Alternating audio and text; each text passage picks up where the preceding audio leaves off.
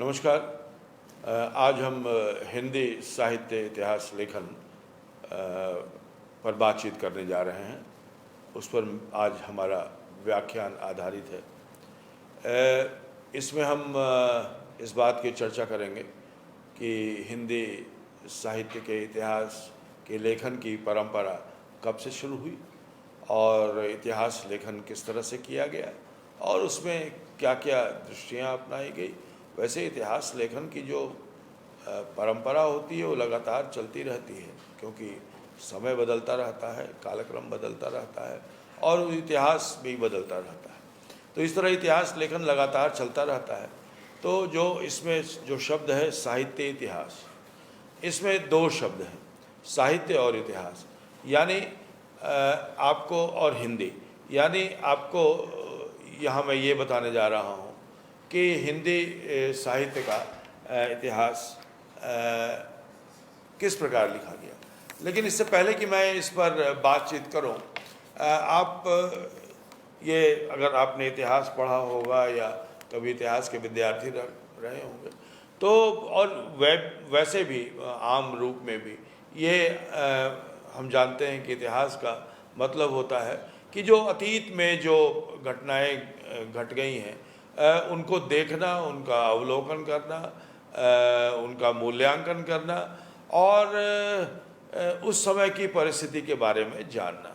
यानी जब आप किसी युग का, आप किसी परिप्रेक्ष्य का, आप किसी घटना का इतिहास लिख रहे होते हैं तो जो सबसे प्रमुख जो बात होती है वो होती है कि आपके पास उस समय के तथ्य होने चाहिए, क्योंकि सबसे पहले तो आपको तथ्य ही इकट्ठा करना होगा, क्योंकि बिना तथ्य इकट्ठा किए इतिहास तो आप लिख नहीं सकते हैं। तो जैसे जब हिंदी साहित्य का इतिहास लिखने का कार्य किया गया तो सबसे पहले तथ्यों की खोज की गई, क्योंकि आरंभ में जब तथ्य संग्रह किए जा रहे थे उस समय हिंदी साहित्य का कोई इतिहास तो था नहीं। तो तथ्य संग्रह आरंभ में किए गए, जैसे राजस्थान के पुस्तकालयों में और राजस्थान में बहुत जगह पर जब खोज की गई तो पृथ्वी रासो और रासो काव्य मिले, अपभ्रंश के ग्रंथ मिले राजस्थान में, बहुत सारे पुराने जितने भी आदिकाल की जो रचनाएं हैं उनमें से अधिकांश जो रचनाएं हैं वो राजस्थान में मिली। तो पहले तो यही खोज की गई। उसके बाद फिर जैसे मिथिला में विद्यापति थे तो विद्यापति पदावली सामने आई, कीर्तिलता कीर्ति पताका सामने। तो इस तरह धीरे धीरे तथ्य सामने आए। भक्ति कालीन कवियों, रीतिकालीन कवियों के बारे में इतिहासकारों ने या कहिए तथ्य संग्रहकर्ताओं ने, डॉक्यूमेंटेशन तथ्य संग्रह एक बहुत बड़ा कदम होता है और आधार वही होता है किसी इतिहास लेखन का। और जब तथ्य संग्रहित हो जाता है तो अब इतिहास किस तरह से लिखा जाए ये इतिहास लेखन पर और इतिहास लेखक पर निर्भर करता है, और वो कौन सा इतिहास दर्शन अपनाता है, कौन सी इतिहास दृष्टि अपनाता है और तब इतिहास लेखन कैसे करता है।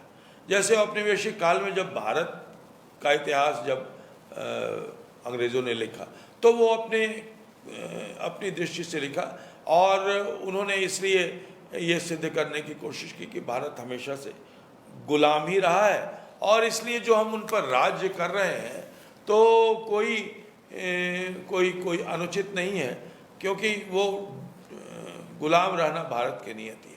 तो वो इस तरह से दिखा रहे थे कि पहले मुगलों के गुलाम थे, उसके पहले आर्यों के गुलाम थे, उसके बाद में अंग्रेजों के गुलाम हुए, तो बड़ी ही सीधी परंपरा हुई। उसी तरह जब भारतीय इतिहासकारों ने लिखना शुरू किया तो उन्होंने कहा कि नहीं, हम किसी के गुलाम नहीं थे। हाँ, ये ठीक है कि सत्ताएं बदली, लेकिन इतिहास केवल राजाओं का इतिहास नहीं होता।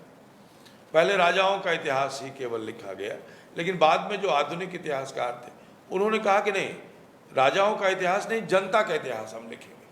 और इस तरह से हिंदी में भी इसी तरह का दृष्टिकोण आया। आइए हम शुरुआत करते हैं कि हिंदी साहित्य के इतिहास लेखन की परंपरा कैसे शुरू होती है। सबसे पहले मैं चर्चा करना चाहूँगा 1568 में रचित 84 वैष्णव एवं 252 वैष्णवों की वार्ता। इसमें पुष्टि मार्ग में दीक्षित वैष्णव कवियों का जीवन वृत्त दिया गया है। तो इसमें भक्तिकालीन और भक्तिकाल से पूर्व भी जो वैष्णव कवि लगातार लिख रहे थे उनकी कविताओं को ढूंढा गया और उनकी रचनाओं का उल्लेख किया गया। तो एक डॉक्यूमेंट तैयार किया गया। जो भी भक्ति कार्य पर कार्य करते हैं उनको ये ग्रंथ, और अगर इतिहास लिखना है या अतीत के बारे में जानना है तो उनको ये ग्रंथ देखना ही पड़ेगा। उसके बाद दूसरा ग्रंथ जो उसके थोड़े दिन बाद आया 1585 में, तो भक्तमाल नामक ग्रंथ आया। नाभादास एक बहुत बड़े भक्त कवि थे। उन्होंने 108 छप्पय के छंदों में वैष्णव भक्तों का परिचय दिया। तो देखिए धीरे धीरे तथ्य संग्रह हो रहे थे। अभी तक तो इधर उधर तथ्य बिखरे हुए थे, लेकिन एक प्रवृत्ति मिल रही है कि किस तरह से वैष्णवों की वार्ता और भक्तमाल से एक जगह तथ्य इकट्ठे होने शुरू हो गए। और जब एक जगह तथ्य इकट्ठे शुरू हो जाने होते हैं तब असल में इतिहास लेखन की प्रक्रिया शुरू होती। 1604 ईस्वी में गुरु ग्रंथ साहब संकलित हो गया था और उसमें गुरु अर्जुन देव, नानक, कबीर, रैदास, नामदेव और इन्हीं प्रकार के जो भक्त कवि थे उस 16 संतों की वाणियाँ उसमें संकलित है। तो ये भी संकलन बड़ा महत्वपूर्ण हुआ 1604 ईस्वी में। उसके बाद 1630 में गोसाई चरित, ये बाबा बेनी माधव दास थे, उन्होंने गोस्वामी तुलसीदास का जीवन वृत्त लिखा। ये पहला जीवन वृत्त है गोसाई तुलसीदास का, और दोहा, चौपाई और दोहा में ये लिखा हुआ है। 1641 में ध्रुवदास नामक एक भक्त ने भक्त नामावली की रचना की और इसमें 116 भक्त कवियों का जीवन परिचय दिया। उसके बाद 1655 ईस्वी में लगभग 15वीं शताब्दी से लेकर 17वीं शताब्दी के प्रसिद्ध 75 कवियों की कविताएं इसमें संकलित हैं। एक और ग्रंथ इस दृष्टि से महत्वपूर्ण है, वो है कालिदास हजारा। ये 1718 ईस्वी में यह ग्रंथ संग्रहित किया गया और इसके लेखक हैं कालिदास त्रिवेदी जी, और इन्होंने 14वीं शताब्दी के अंत से लेकर और 16वीं शताब्दी के आरंभ तक के 212 कवियों की 1000 कविताओं का संकलन किया। तो बहुत बड़ा फलक, बहुत बड़ा समय इन्होंने लिया। 14वीं शताब्दी का अंत और 16वीं शताब्दी का अंत, 16वीं शताब्दी का आरंभ, लगभग भक्तिकाल और रीतिकाल दोनों को काफ़ी हद तक इन्होंने समेटा, ज़्यादातर भक्ति काव्य। भिखारीदास ने काव्य निर्णय 1741 ईस्वी में लिखा और उन्होंने अपने अनेक कवियों का, उन्होंने अपने समकालीनों का, अपने पूर्ववर्ती कई कवियों का परिचय दिया। 1746 में सतकवि गिरा विलास नामक रचना रची गई और इसमें रीतिकाल के जो प्रमुख कवि हैं जैसे केशवदास, चिंतामणि, मथुराम और बिहारी के बारे में, और ऐसे ही 17 कवियों के बारे में पहली बार ये एक जगह इस सतकवि गिरा विलास में 1746 में रीतिकालीन कवियों के बारे में, रीतिकालीन कविताओं के बारे में तथ्य संग्रहित हुए। तो देखिए किस प्रकार से भक्तिकाल की सामग्री इकट्ठी की जा रही थी, रीतिकाल की सामग्री इकट्ठी की जा रही थी, जो बाद के आने वाले इतिहास लेखकों ने इन तथ्यों का उपयोग किया। एक कवि नामावली 1753 में आई, इसमें 10 भक्त कवियों का जिक्र किया गया है। विद्वन्मोद तरंगिणी ये 1817 में रची गई और इसके लेखक हैं सुब्बा सिंह, और 45 कवियों की भक्त और रीति कवियों की कविताओं का संकलन इसमें किया गया। राग सागरोद्भव राग कल्पद्रुम ये 1843 ईस्वी में संग्रहित किया गया और इसमें 200 से अधिक कृष्णोपासक कवियों की चर्चा है और कृष्ण धारा के कवियों पर काम करने के लिए ये ग्रंथ बहुत ही उपयोगी। 1648 में श्रृंगार संग्रह नाम का एक संग्रह निकला, जिसमें 125 श्रृंगारिक कवियों की कविताएं संकलित की गई हैं। रीतिकाल के लिए ये बहुत आवश्यक है। रस चंद्रोदय 1563 ईस्वी में ठाकुर प्रसाद त्रिपाठी ने बुंदेलखंड के 242 कवियों की कविताओं का संकलन किया। बुंदेलखंड की साहित्यिक कवियों की कविताएं इसमें शामिल हुई। तो इस प्रकार हम देखते हैं कि बहुत सारे कवियों ने तथ्यों का संग्रहण किया, जो इतिहास लेखन की पहली सीढ़ी होती है। फिर 1932 में कर्नल टॉड ने राजस्थान के चारणों की रचनाओं का संग्रह किया 1932 में। और फिर एक ग्रंथ आया हिंदुइज्म एंड ब्राह्मणिज्म 1883 में, उसमें भी कई कवियों का संग्रहण किया गया। 1918 से लेकर 1931 के बीच नागरी प्रचारणी सभा की एक खोज रिपोर्ट निकली और उस खोज रिपोर्ट में जो हिंदी के जो अज्ञात कवि हैं और लेखकों का परिचय दिया गया, जिनके बारे में अभी तक मालूम नहीं था, उनका परिचय दिया गया और काशी नागरी प्रचारणी सभा से इसका प्रकाशन हुआ और डॉक्टर श्याम सुंदर दास, मिश्र बंधु और डॉक्टर हीरालाल ने मिलकर इसका संग्रह किया। ये बहुत ही महत्वपूर्ण ग्रंथ साबित हुआ हिंदी साहित्य के लेखन में। वेस्टकॉट ने कबीर पर आधारित एक पुस्तक लिखी 1907 में, कबीर एंड द कबीर पंथ। उसमें कबीर और कबीर पंथियों के बारे में अंग्रेजी में बहुत ज़्यादा खोजबीन की गई और ये बहुत तथ्यात्मक कृति है। फिर मैकॉलिन नाम के एक अंग्रेज लेखक ने 1908 ईस्वी में history of the Sikh religion लिखा और इसमें सिख जो संत थे उनकी कविताएं संग्रहित की गई हैं, उनके बारे में बातचीत की गई। फिर एक मैकेनिक नाम का एक लेखक था अंग्रेज 1905 में, उसने इंडियन थीज्म नाम की एक पुस्तक लिखी और उसमें भी जो हिंदी के कवि हैं और हिंदी के रचनाकार हैं उनके बारे में उसने विचार किया।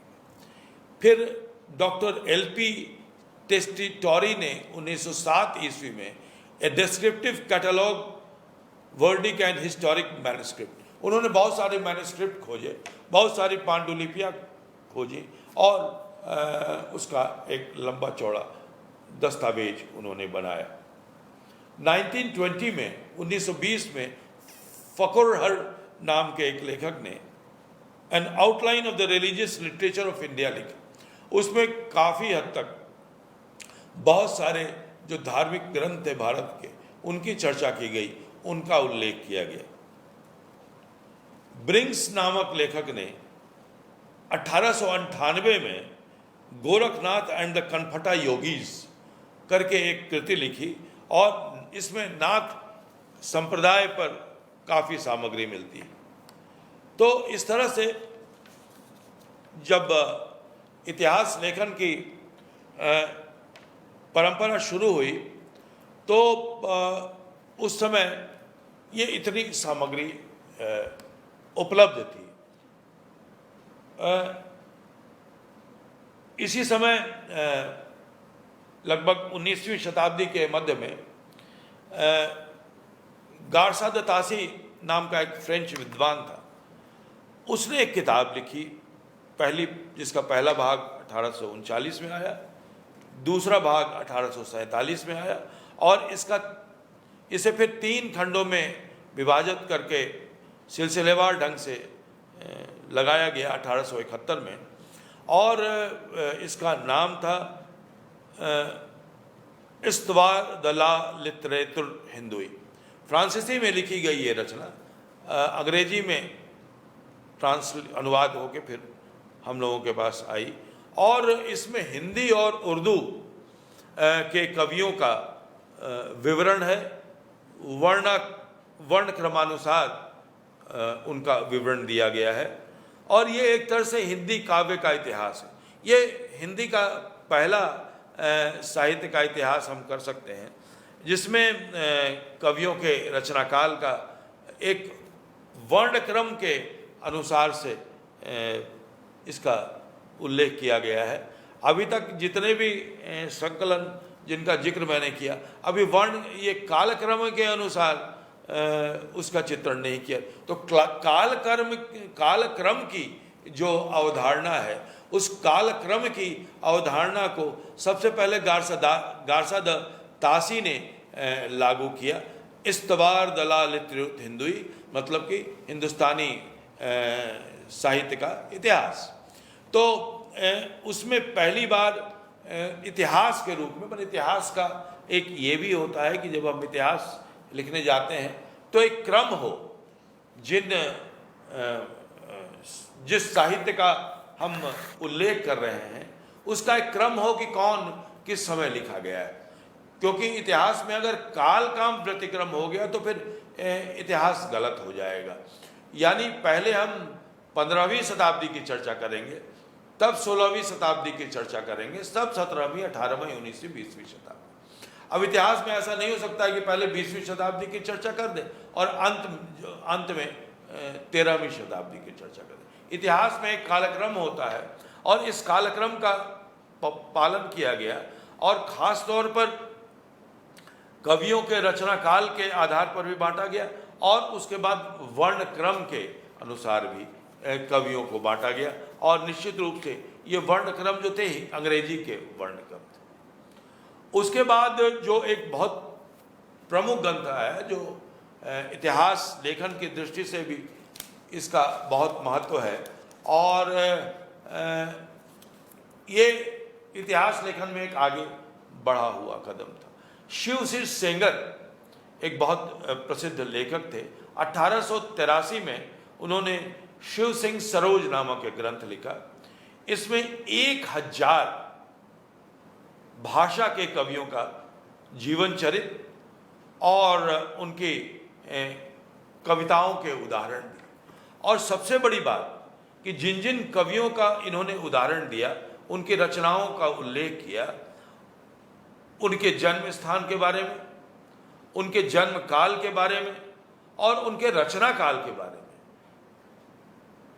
मौलिक ग्रंथों को देखकर और प्रामाणिक दस्तावेज के आधार पर यह सब स्थापित करने का प्रयास किया गया। तो एक हम थोड़ा सा और आगे बढ़े इतिहास की ओर, इतिहास लेखन की ओर। जब हमें साहित्यकार, क्योंकि कब कौन सी कृति लिखी गई यह बहुत जरूरी है, क्योंकि अगर कालक्रम का अंतर हो गया तो उसके मूल्यांकन में भी बाद में फर्क पड़ जाएगा। अगर मान लीजिए कि तुलसीदास का रामचरितमानस मध्यकाल के दौरान लिखा गया या आदिकाल के दौरान लिखा गया, उसके पूरे के पूरे उसमें जो जिन घटनाओं का वर्णन है, वो घटनाएं तो बहुत पुरानी है, लेकिन जिस प्रकार से भक्ति भाव से उसमें राम की वंदना की गई है, राम को एक आदर्श पुरुष के रूप में स्थापित किया गया है। और जो सामाजिक स्थितियां हैं, जैसे स्त्री के बारे में ही, उसमें कई दृष्टिकोण प्रस्तुत किए गए हैं, कई जगहों का वर्णन किया गया है। भाषा में मध्यकाल की जो भाषा है, केवल अवधी ही नहीं, बल्कि उसमें संस्कृत भी है, उसमें अरबी भी है, उसमें फारसी भी है, उसमें ब्रज भी, सब तरह की भाषाएं उसमें मिली है। मुख्य रूप से अवधी का प्रयोग उसमें हुआ है। तो जो साहित्य का इतिहास होता है, वो भाषा का भी इतिहास होता है, यानी कौन सी रचना किस समय लिखी गई, तो उससे हम निर्धारित कर सकते हैं बाद में कि उस समय सामाजिक स्थिति कैसी थी, उस समय राजनीतिक स्थिति कैसी थी, उस समय साहित्य की स्थिति कैसी थी, उसमें भाषा की स्थिति कैसी थी। लेकिन यदि इसका प्लेसमेंट अलग से हो जाए, अगर 1600 की जगह 1300 या 1200 ईस्वी की रचना उसे बता दें, तब उसकी समझ में फर्क हो जाएगा। इसलिए सही इतिहास लेखन के लिए सही काल बोध का होना बहुत जरूरी है। और यह काल बोध इतिहास लेखन के लिए बहुत जरूरी है, क्योंकि हम अतीत को देखते हैं और अतीत से लाई हुई वस्तु का जन्म कब हुआ, का उत्थान कब हुआ, कविता कब लिखी गई, कब यह रचना हुई, तो इससे यह जानने में सुविधा होगी कि उस पूरे के पूरे काल की साहित्यिक प्रवृत्ति क्या थी, कवि की मानसिकता क्या थी, वह किस दृष्टि से देख रहा था। और उसी के आधार पर जब आगे इतिहास लेखन होगा, जिसमें मैंने बताया था, जिसमें इतिहास दृष्टि की बात होगी, इतिहास दर्शन की बात होगी, तब जो इतिहासकार है वह अपनी दृष्टि को वहां केंद्रित करेगा और फिर यह लिखने की कोशिश करेगा कि वहां ऐसा क्यों हो रहा था। इतिहास केवल वर्णन नहीं होता, इतिहास केवल तथ्यों का संग्रह नहीं होता, केवल तथ्यों का संकलन नहीं होता है, केवल कौन कविता कब लिखी गई इसी का विवरण नहीं होता है, बल्कि यह कविता क्यों लिखी गई, उसी समय इस प्रकार की कविताएं क्यों लिखी गई, उसी समय इस तरह का साहित्य क्यों रचा गया, इसका वर्णन जरूर इतिहास में होता है। और इतिहास में हम कई दृष्टियां आ सकती हैं, जिसका बाद में हम अभी इसी व्याख्यान में उल्लेख करेंगे। ऐसे एशियाटिक सोसाइटी की एक पत्रिका में 1888 में ग्रियर्सन का एक लेख प्रकाशित हुआ, the modern vernacular literature of Hindustan. और ग्रियर्सन ने बहुत ही विस्तार के साथ कवियों और लेखकों का विवरण क्रमानुसार प्रस्तुत किया, काल क्रमानुसार वर्गीकरण किया उनका। और सबसे बड़ी बात जो है, उन्होंने पहली बार जो भारतीय, जो हिंदी साहित्य है, जो देसी भाषाएं हैं यहाँ की, उन देशी भाषाओं का काल विभाजन किया और उन्हें प्रवृत्तियों के आधार पर बांटा। तो इतिहास की दो बातें और इतिहास लेखन में आ गई, प्रवृत्तियां और काल विभाजन। अभी तक काल विभाजन नहीं हुआ था, अभी तक प्रवृत्तियों के आधार पर विभाजन नहीं हुआ था, अभी कवियों को संग्रहित किया जा रहा था, काल स्थापित किया जा रहा था। लेकिन अब आगे बढ़कर उसका कालानुक्रमानुसार वर्गीकरण किया गया। और ये वर्गीकरण किया जाना इतिहास लेखन में, जिसको हिस्टोग्राफी भी कहते हैं, इतिहास लेखन की परंपरा में इस काल क्रमानुसार वर्गीकरण का बहुत महत्व होता है। और वर्गीकरण के लिए भी इतिहासकार के पास एक दृष्टि होनी चाहिए, एक दृष्टिकोण होना चाहिए, जिसकी भी चर्चा हम लोग आज। काल विभाजन जरूरी है, इतिहास को अलग अलग खंडों में बांट, इसीलिए आदिकाल, मध्यकाल, आधुनिक काल कहते हैं। आदिकाल क्यों कहते हैं?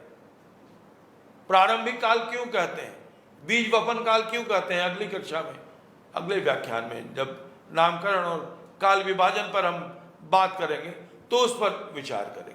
लेकिन ये जरूरी है इतिहास के लिए, इतिहास को जानने के लिए, साहित्य के विकास को जानने के लिए, प्रवृत्तियों के विकास को जानने के लिए। इतिहासकार पूरे काल खंड को अलग अलग कालों में विभक्त करता है ताकि उस समय की प्रवृत्तियों को समझ सके, उस समय की जमीनी स्थिति को समझ सके, उस समय के साहित्य को समझ सके। क्यों एक समय भक्ति काव्य ही ज्यादा लिखा गया, क्यों एक समय में रीति काव्य ही लिखा गया, क्यों एक समय में सब तरह की रचनाएं लिखी जा रही थी, वीर काव्य भी था, श्रृंगार काव्य भी था। क्यों एक जगह आके बिल्कुल अलग ढंग की रचनाएं लिखी जाने लगी, जिसमें राष्ट्र की बात की जाने लगी, जिसमें अपने समय स्त्रियों की अलग ढंग से व्याख्या की जाने लगी। तो ये सब पहचानने में हमें मदद मिलता है। और इसमें एक जो महत्वपूर्ण चीज ग्रियर्सन ने, चूंकि वो उर्दू और हिंदी दोनों के विद्वान, भाषा के विकास पर बात की, भाषा का विकास उन्होंने किया। और उनका जो प्रत्येक अध्याय जो है जिसमें उन्होंने विभाजित किया वह काल सूचक। तो इस प्रकार एक इतिहास, ग्रियर्सन ने इतिहास गढ़ने का जो प्रारंभिक अध्याय होता है वो शुरू कर दिया था। उन्होंने अपने इस ग्रंथ में, अपने इतिहास में की पुस्तक में उन सांस्कृतिक परिस्थितियों का भी और ऐतिहासिक परिस्थितियों का भी जिक्र किया है, जिसके कारण इस प्रकार का साहित्य एक कालखंड में लिखा गया। उन्होंने क्यों ये साहित्य लिखा गया, एक कालखंड में एक खास तरह का साहित्य क्यों लिखा गया, उसकी भी खोज, प्रेरणा स्रोत, साहित्य का प्रेरणा स्रोत क्या था, उसे भी खोजने का प्रयत्न किया। और उन्होंने ही नाम दिया चारण काव्य, धार्मिक काव्य, प्रेम काव्य, दरबारी काव्य, जिसे हम अगले कक्षा में पढ़ेंगे। और सबसे बड़ी बात कि उनकी नजर इतनी पैनी थी कि उन्होंने पहली बार भक्ति काल को हिंदी साहित्य का स्वर्ण युग माना, माने सबसे बेहतरीन युग माना, जिसमें सबसे अच्छी रचनाएं हुई।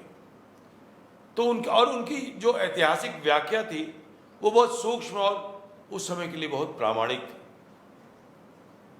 और इस प्रकार अंग्रेजी में लिखा गया हिंदी साहित्य का यह पहला इतिहास प्रेरणा स्रोत बना। और मिश्र बंधुओं ने उसके बाद 5000 कवियों का विवरण दिया, और इन्होंने विवरण दिया कवियों का, और इन्होंने 8 कालखंड बनाए। तो मिश्र बंधुओं ने मिलकर मिश्र बंधु विनोद की रचना की, और ये 4 भाग निकाले। प्रथम 3 भाग 1913 में और चौथा भाग 1934। ये भी तथ्य संग्रह के लिए ज़्यादा महत्वपूर्ण है, इसे भी इतिहास की संज्ञा शायद हम न दें। ग्रियर्सन के बाद हिंदी साहित्य का इतिहास लिखने का जो सबसे सार्थक और मुकम्मल प्रयास किया वह है आचार्य रामचंद्र शुक्ल। 1929 में उनका हिंदी साहित्य का इतिहास सामने आया। वे शिक्षक थे, बनारस हिंदू विश्वविद्यालय में पढ़ाते थे।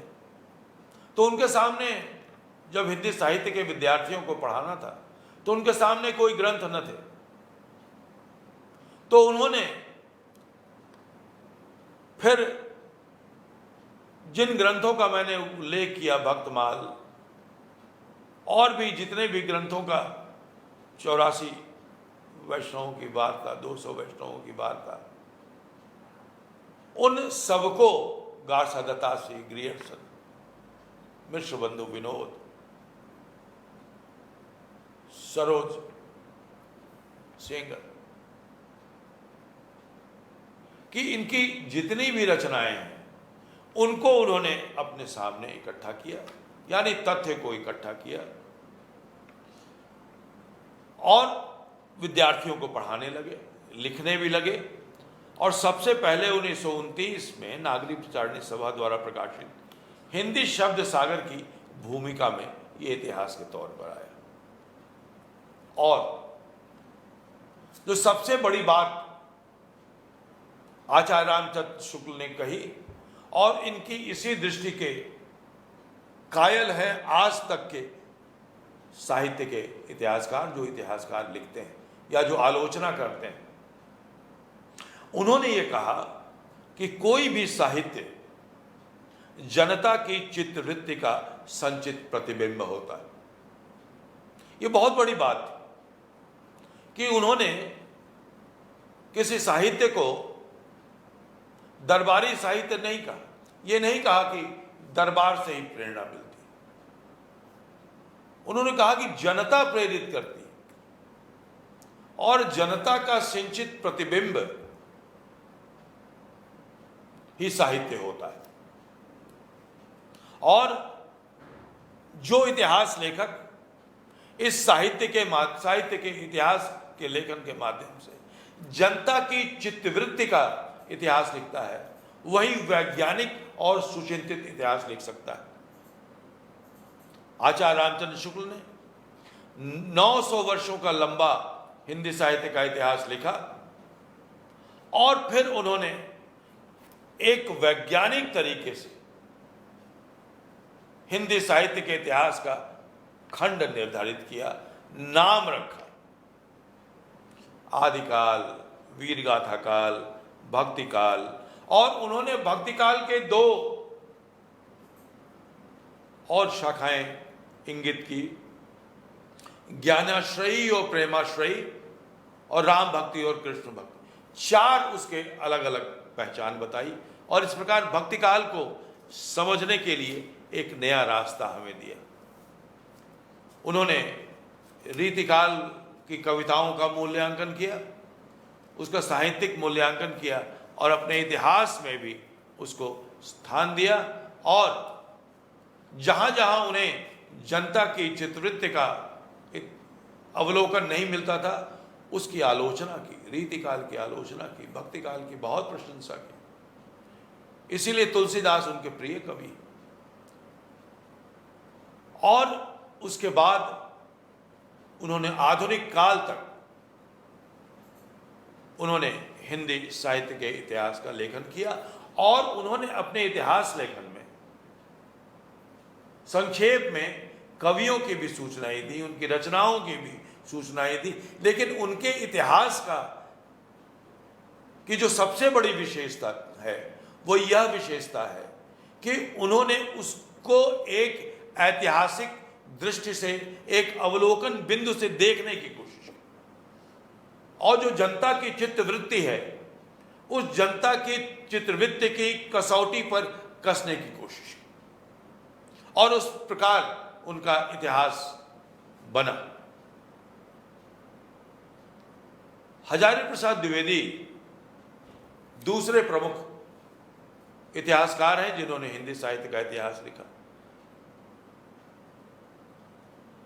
आचार्य हजारी प्रसाद द्विवेदी ने भक्ति आंदोलन और संत काव्य परंपरा पर तो काम किया ही, आदिकालीन साहित्य पर भी बहुत काम किया और अपने लेख हिंदी साहित्य का आदिकाल पर विस्तार से उन्होंने रासो काव्य की चर्चा की। रासो काव्य को कैसे पहचाना जाए, प्रामाणिकता को लेकर, पृथ्वीराज रासो के प्रामाणिकता को लेकर बहुत चर्चा हुई।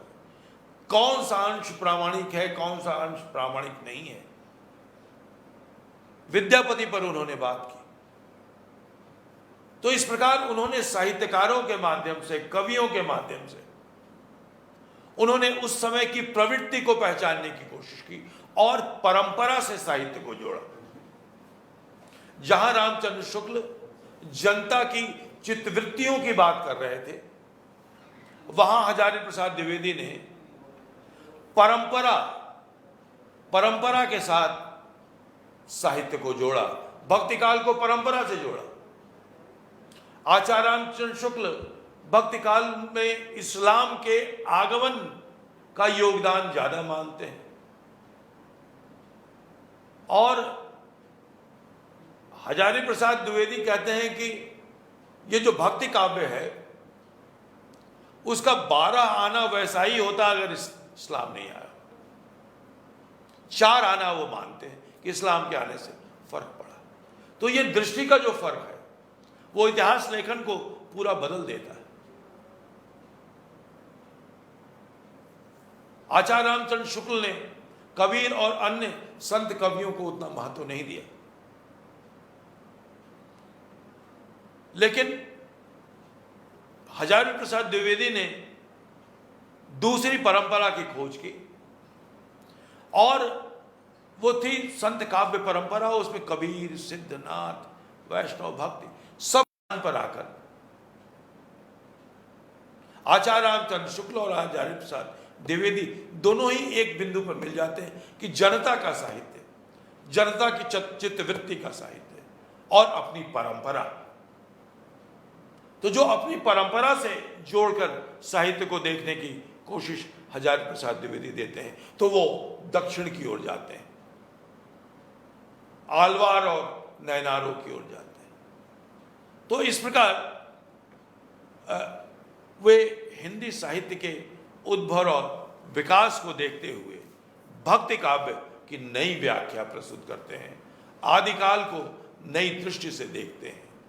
किस तरह से आदिकाल में साहित्य बन रहा था, अपभ्रंश का, अवहट्ट का क्या योगदान था हिंदी साहित्य के आदिकाल में निर्माण में, क्या भूमिका थी, रासो साहित्य की क्या भूमिका थी, उसको बिल्कुल अलग ढंग से उन्होंने देखने की कोशिश की और पहचानने की कोशिश की कि उस समय की भाषा कौन थी, उस समय की प्रवृत्ति कौन थी।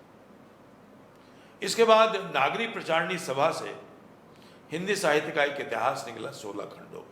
इसमें विस्तार से इसमें चर्चा है, 16 खंडों में है, हर एक खंडों पर विचार से बहुत विस्तार से लिखा गया है, और इतिहास को समझने के लिए, हिंदी साहित्य के इतिहास को समझने के लिए ये एक प्रमुख ग्रंथ। बहुत सारे लोगों ने लिखा, रामकुमार वर्मा ने लिखा, धीरेन्द्र वर्मा ने लिखा, भगीरथ मिश्र जी ने लिखा, डॉक्टर नगेंद्र ने लिखा, डॉक्टर परशुराम चतुर्वेदी, बहुत सारे नाम मैं ले सकता हूं। लेकिन इस लेखन में जो एक नई दिशा दी, वो नई दिशा दी डॉक्टर रामविलास शर्मा ने। हम सब जानते हैं कि डॉक्टर रामविलास शर्मा एक मार्क्सवादी चिंतक थे, और उन्होंने हिंदी साहित्य का इतिहास लिखते समय हिंदी जाति की परिकल्पना की, और यह जाति का संबंध है नेशनैलिटी से। और उसके बाद उन्होंने हिंदी साहित्य का मूल्यांकन करना शुरू किया और हिंदी भाषा का। उन्होंने कहा कि जो हिंदी साहित्य है वो हिंदी भाषा है, वह भी जनता का साहित्य है, और हिंदी जन भाषा है, वो संस्कृत से निकली हुई भाषा नहीं। उन्होंने उन दोनों के बीच के व्याकरण और उन दोनों के बीच के संबंध को स्थापित किया। उन्होंने निराला को महत्वपूर्ण कवि माना और निराला पर विस्तार से काम किया। इसी प्रकार डॉक्टर नामवर सिंह ने भी हिंदी साहित्य के इतिहास को, लेखन को आगे बढ़ाने में बहुत महत्वपूर्ण भूमिका अदा की। वे मूलतः आलोचक हैं, इतिहासकार नहीं हैं, और लेकिन उन्होंने अलग अलग जो ग्रंथ लिखे, जैसे छायावाद पर लिखा उन्होंने, नई कविता पर लिखा उन्होंने, और खासतौर पर उनकी एक छोटी सी पुस्तक है हिंदी साहित्य की प्रवृत्तियां और हिंदी के विकास में अपभ्रंश का योगदान। ये दोनों जो पुस्तकें हैं वो हिंदी साहित्य के इतिहास को समझने के लिए बहुत ही आवश्यक ग्रंथ। तो हिंदी साहित्य का इतिहास लगातार लिखा जा रहा है, अलग अलग दृष्टियों से लिखा जा रहा है, और अलग अलग विधाओं का भी इतिहास लिखा जा रहा है। हिंदी उपन्यास का इतिहास गोपाल राय जी ने लिखा है। हिंदी कविताओं का काव्य का विकास नंदकिशोर नवल ने लिखा है। इसी तरह हर विधाओं का इतिहास लगातार लिखा जा रहा है। आलोचना का इतिहास लिखा जा रहा है, नाटक का इतिहास लिखा जा रहा है और एक उपेक्षितों का इतिहास लिखा जा रहा है। स्त्रियों द्वारा लिखित साहित्य का इतिहास लिखा जा रहा है। तो अब इतिहास की परिधि बढ़कर विमर्श के क्षेत्र में पहुंच गई है। अब थोड़े दिन में दलित साहित्य का भी इतिहास लिखा जाएगा। तो इस तरह से हिंदी साहित्य का जैसे जैसे विस्तार होता जा रहा है, वैसे वैसे उसके इतिहास की व्यापकता भी बढ़ती जा रही है। तो आज आचार्य रामचंद्र शुक्ल से लेकर नामवर सिंह तक जो इतिहास लेखन की परंपरा मिलती है, और उसमें हम ग्रियर्सन को भी जोड़ लें, तो इसमें इतिहास लेखन की परंपरा इतिहास दृष्टि के अनुसार बदलती चली गई। और आज हम इस स्थिति में हैं कि इतिहास को अलग अलग विधाओं के अनुरूप लिखा जा रहा है, अलग अलग विमर्शों का इतिहास लिखा जा रहा है। तो हिंदी साहित्य का इतिहास बहुत ज़्यादा विस्तृत हो चुका है, समृद्ध हो चुका है, और अब केवल एक मुकम्मल इतिहास पढ़कर ही हम हिंदी साहित्य के इतिहास को के विकास को नहीं समझ सकते। लेकिन आज भी मैं अपने विद्यार्थियों को यह सलाह देना चाहता हूँ कि आचार्य रामचंद्र शुक्ल का इतिहास, हिंदी साहित्य का इतिहास अवश्य पढ़ें। हजारी प्रसाद द्विवेदी को, रामविलास शर्मा को, नामवर सिंह को जरूर पढ़ें, ताकि हिंदी साहित्य के विकास को समझने में मदद मिले। तो आज बस इतना ही। नमस्कार, बहुत बहुत धन्यवाद।